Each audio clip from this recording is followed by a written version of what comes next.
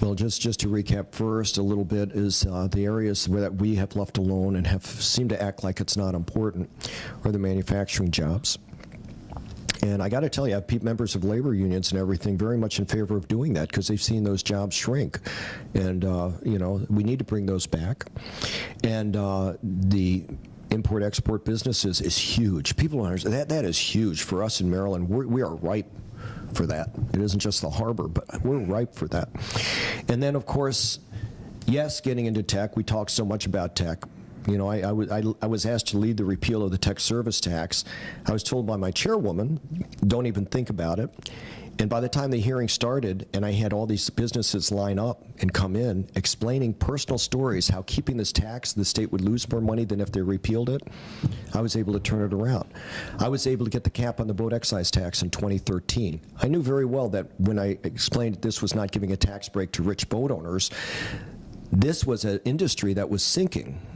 No pun intended, but this was an industry that was sinking. And people weren't registering their boats here. The boat building industry, even to the boat detailing in the marinas, the mechanics, the guys who worked on the engines. People said, why do you want to give a tax break to rich boat owners? So I brought in people who had lost their jobs and let them see the faces of these people. And then people began to understand that this was a jobs bill, you know. Now, usually what happens is, well, you know, I find a Democrat to cross-file a bill. I work well with Democrats, and I got my friend John Astle from my district to cross-file the bill. So my bill starts to move. I'm having people understand it, and all of a sudden it gets put in the drawer. And I said, okay, I know what's happening, Mr. Speaker. You know, pass John's bill. So John's bill starts to come out of the Senate. They gutted the bill and made it a gas tax increase. That was not going to help the industry. So when it got to my committee, I went to work.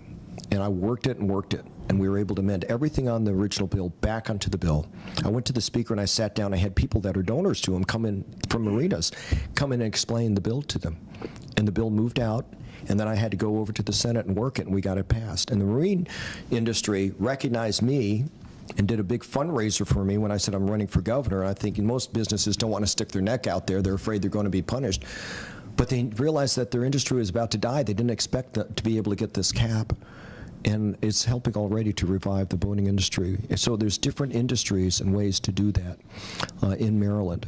If you can prove that it's going to bring in more revenue, more tax dollars, and that bill will bring more money for the Waterway Improvement Fund, something DNLR did not understand. We're on two sides of that debate, but they're already seeing it starting to do that. You know, there's ways to turn it around and to do that. I'm not someone who say we need to get rid of all taxes, or, you know, there's a balance. I look at it as a business model and how it's supposed to be, and I see the need for government, and there's a way to do it. It just bugs me to see waste and things not done properly.